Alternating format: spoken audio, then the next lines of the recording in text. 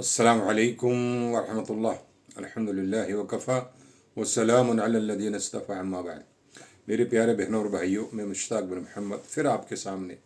आज एक ऐसी फ़िक्र लेकर आया हूँ जिसको हमने और आपने ओढ़ लिया तो हमारी निजात के लिए काफ़ी है। अक्सर मेरे जो वीडियोस हैं, जो क्लिप हैं, जो फ़िक्र है वो नमाज के ऊपर है। नमाज कैसे पढ़ी जाए, नमाज कितनी पढ़ी जाए, नमाज कहाँ पढ़ी जाए, नमाज कहाँ ना पढ़ी जाए। क्योंकि मैंने एक हदीस शरीफ को सुना है, उसमें प्यारे रसूल सल्लल्लाहु अलैहि वसल्लम का इरशाद है कि कल क़यामत में बंदे के अमालों में से सबसे पहले नमाज का हिसाब होगा। जिसकी नमाज दुरुस्त निकली उसके सारे अमाल दुरुस्त होंगे,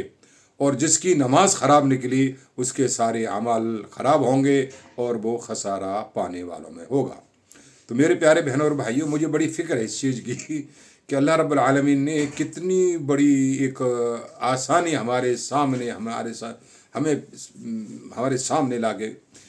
रख दी है कि सिर्फ नमाज दुरुस्त कर ली जाए। नमाज जिसकी सही है उसका सारा मामला सही है। मगर इसके ऊपर एक थोड़ी सी फ़िक्र लेके आया हूँ, जरा आप सुनिएगा ज़रूर, ठीक है? क्योंकि अल्लाह ने आपको और मुझे जो वक्त दिया है वो आखिरत बनाने के लिए दिया है। अगर आपने वो वक्त इस क्लिप के ऊपर लगा दिया तो आपकी आखिरत इंशाअल्लाह बनेगी, वरना वो कहीं ना कहीं तो लग जाना है, या किसी दूसरे प्लेटफार्म पे आपने और वक्त ख़राब करना ही करना है, जहाँ लग़वियात के अलावा फहशियात और गंदी बातों, गंदी चीज़ों के अलावा आपको कुछ हासिल नहीं होने वाला। तो मेरे प्यारे बहन और भाइयों, मेरी एक फ़िक्र है, मैं आपसे कुछ मुखातिब होकर बात कर रहा हूँ, और आप भी इस चीज़ को थोड़ा सा ध्यान में रखिएगा कि जो मैं कह रहा हूँ आप भी कहिएगा कि दुनिया में आपने जितने इंसान देखे ना, उनमें से किसी से पूछिए, किसी बच्चे ने अगर नाजरा कुरान पढ़ा है तो उससे पूछिए तो वो बताएगा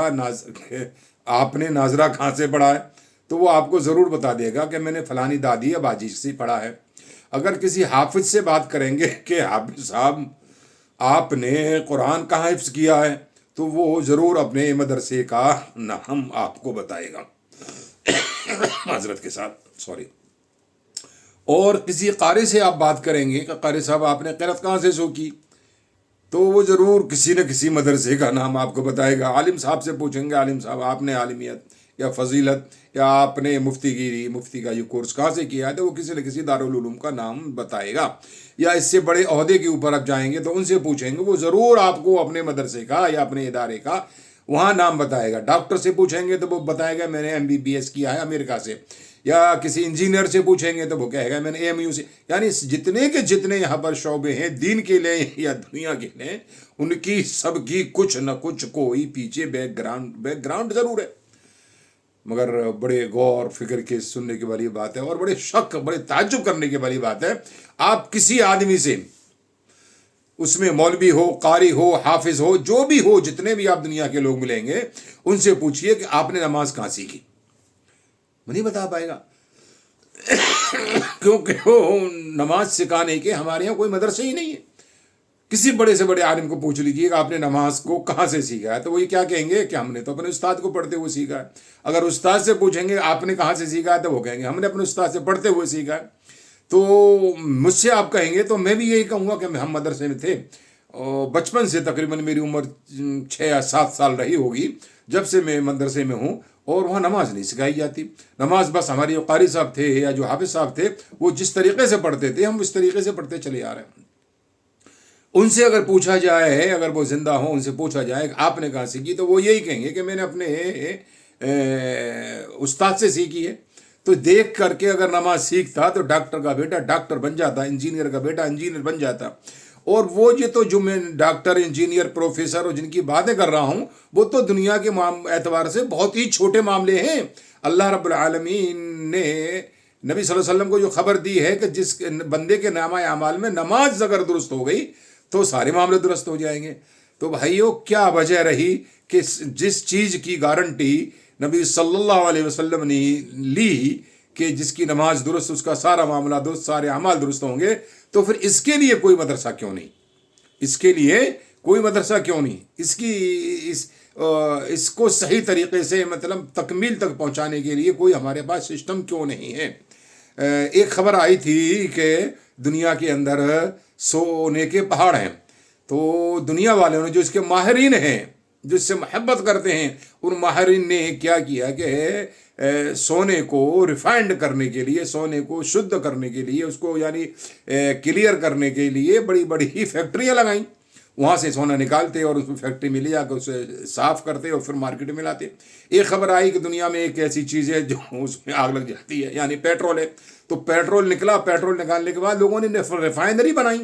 کتنی بڑی بڑی ریفائنری ہیں، ایسے ہی تھوڑی ہے کہ جیسے نکلا تیل اور پیٹرول آپ کو اور مجھے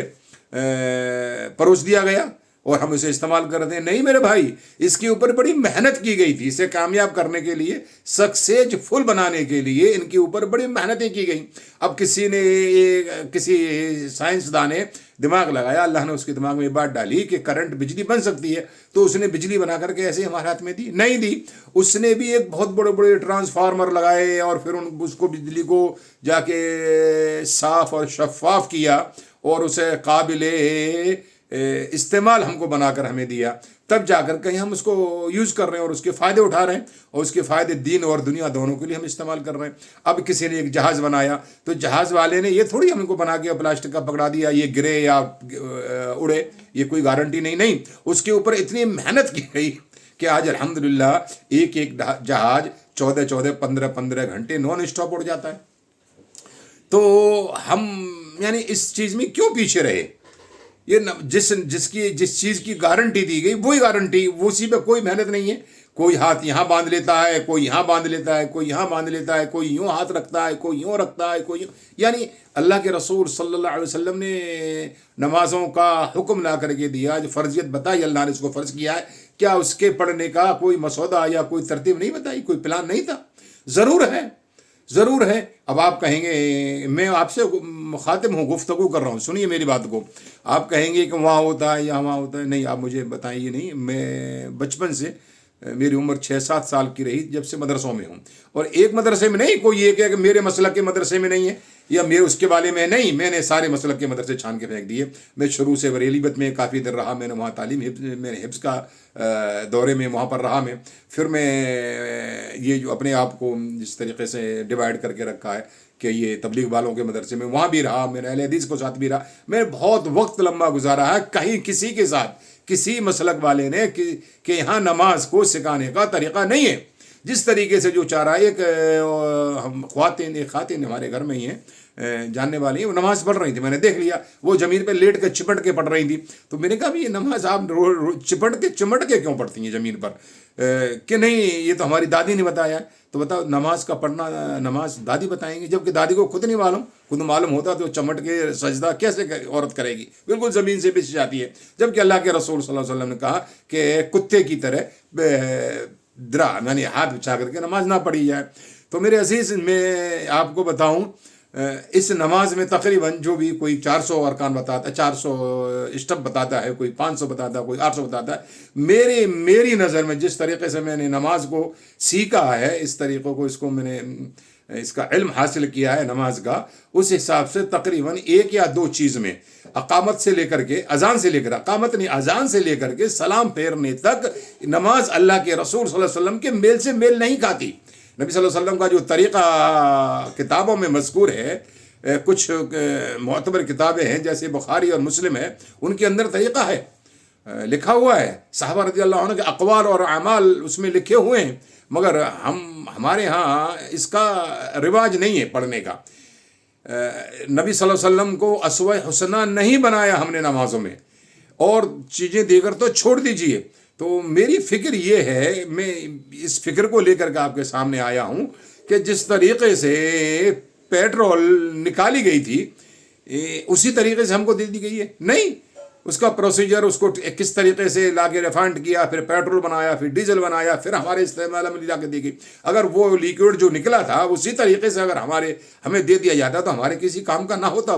वो उसे हम इस्तेमाल नहीं कर पाते। बिल्कुल वही नमाज़ों का मामला है। जिस तरीक़े से नमाज़ें हमको सिर्फ नमाज़ें ला के दे दी गई, इसमें तरीक़ा और इसका जो लुब्बुल लुआब जो था नबी करीम सल्लल्लाहु अलैहि वसल्लम के ऊपर अल्लाह के रसूल ने करके बताया, वो तरीक़ा अगर हमारी नमाज़ों में मेल नहीं खाएगा तो ये नमाज़ें लपेट कर कल मुंह पे मार दी जाएंगी। क्या समझ रहे हैं कि सिर्फ नमाज़ें ठोंगे मारते रहें हम उल्टी सीधी और कहेंगे कल क़यामत में कि नमाज़ें होंगी? नहीं मेरे भाई, मेरे अजीज़ों, नमाज उस तरीक़े से पढ़ी जाएगी और उस तरीक़े पर कबूल होगी जिस तरीक़े पे अल्लाह के रसूल सल्लल्लाहु अलैहि वसल्लम ने नमाज को पढ़ के बताया है। और प्यारे रसूल सल्लल्लाहु अलैहि वसल्लम के अल्फाज हैं, हदीस मुबारक है, नबी सल्लल्लाहु अलैहि वसल्लम इरशाद फरमाते हैं, सल्लू कमा रअयतुमूनी उसल्ली। यानी आपको नमाज मिली तो आपने ऐसे कह दिया कि आप नमाज पढ़ते रहे, नहीं, सल्लू यानी नमाज पढ़ो किस तरीके से, जिस तरीके से तुम मुझे पढ़ते हुए देखते हो। तो आज हमारे बीच में प्यारे रसूल सल्लल्लाहु अलैहि वसल्लम नहीं है, मगर आपकी पूरी की पूरी हदीस, पूरा का पूरा ज़ख़ीरा मौजूद है, मगर उनके कोई मदारिस नहीं है। क्यों मदारिस नहीं है, इसके बारे में इंशाअल्लाह आप रहिए मेरे साथ, मैं आपको बताऊंगा क्यों मदारिस नहीं है, हमारे यहाँ नमाज को क्यों ख़राब किया जा रहा है और क्यों नमाज हमारे यहाँ की ख़राब है। हम जिस एक साथ में 4 आदमी खड़े होते हैं और 4 नमाज पढ़ते हैं तो चारों के अपने अलग अलग तरीक़े होते हैं, जबकि प्यारे रसूल सल्लल्लाहु अलैहि वसल्लम इस उम्मत के अकेले नबी हैं। तो मेरे भाई अगले वीडियो में, ये कुछ लंबा ना हो जाए तो मैं अगले वीडियो में आपको बताऊंगा कि कितनी बड़ी हमारे साथ साजिश हुई है और हो रही है, और इन दुश्मनाने दीन ने कितनी बड़ी चाल हमारे साथ चल दी और हमको मालूम नहीं हुआ। ऐसे है जैसे कि आटे से बाल को खींच लेते हैं, इस तरीके से इन्होंने हमारे ईमान को सल्ब कर लिया और हमको सिर्फ नाम का नाम नेहाद मुसलमान बना के छोड़ दिया है। तो ना तो हमारी नमाजें नबी अल्लाह के रसूल सल्लल्लाहु अलैहि वसल्लम में मिल खाती हैं, ना हमारे रोज़े मिल खाते हैं, ना हमारी अगर दीगर इबादतें, ना हमारे जीने, ना मरने, ना हमारी शादियाँ, ना हमारे दफन इस चीज़ से मेल नहीं खाते, क्योंकि एक रफली तरीक़े से हमको जो दीन दे दिया गया है जो कि कल क़यामत में शायद नाकाबिल कबूल हो, वो आज उस पर हम रवादमा हैं। तो इंशाअल्लाह अगले वीडियो में आपको हम बताते हैं कि इस दुश्मनाने दीन ने उसमें कौन कौन मुलब्बिस है, कौन कौन शरीक है। अल्लाह हमारी हिफाजत फरमाए। और हमेशा की तरह ये है कि मैं आपके लिए फ़िक्र लेके आया हूँ, आपका भाई हूँ, तो मुझे आपकी बड़ी फ़िक्र है कि जिनकी नमाज़ें ठीक हो जाएंगी इंशाअल्लाह उनके मामले ठीक हो जाएंगे। और नमाज़ें ठीक जब होंगी कि हम इनको सुधारना या करना चाहेंगे, तासुब का चश्मा उतार देंगे और तो इंशाअल्लाह बात समझ में आएगी। और हमेशा की तरह इस वीडियो को आगे बढ़ाइए ताकि लोग सुने, फ़ायदा हो, और लाइक कीजिए। इंशाअल्लाह मैं आपको और अगली वीडियो में बताता हूँ कि कहाँ डकैती हुई और कहाँ हमारे साथ गद्दारी हुई। अल्लाह ताला हमें समझने, सोचने और नेक अमल की तौफीक अता फरमाए। व आखिर दावाना अनिल हम्दुलिल्लाहि रब्बिल आलमीन।